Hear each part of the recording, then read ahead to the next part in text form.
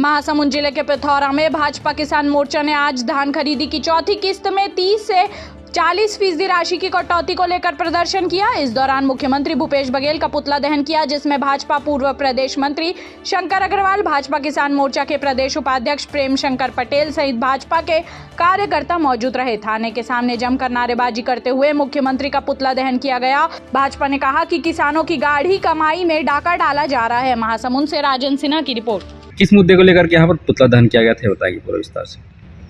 Bharatiya Janata party प्रदेश नेतृत्व के आह्वान पे भूपेश बघेल सरकार द्वारा किसानों के साथ जो धोखा किया गया है, इसके विरोध में आज भारतीय जनता पार्टी उनका पुतला दहन किया गया। इस विषय में आपको बता दूं कि 25 रुपये हम धान खरीदी करने का वादा किया था, लेकिन कुछ कारणों से प्रति एकड़ 9,000 सम्मान निधि देने के बाद हुई, लेकिन उसमें भी 25 से 30% कटौती कर अभी किसानों के खाता में 4 किस्तों में डाला गया है। जो पैसा किसानों को कोई काम नहीं आ रहा है। अतः भारतीय जनता पार्टी किसानों के हित में रोड में आज पुतला दहन की है, और यदि आवश्यकता पड़ी इससे बड़े भी आंदोलन खड़े करेगी।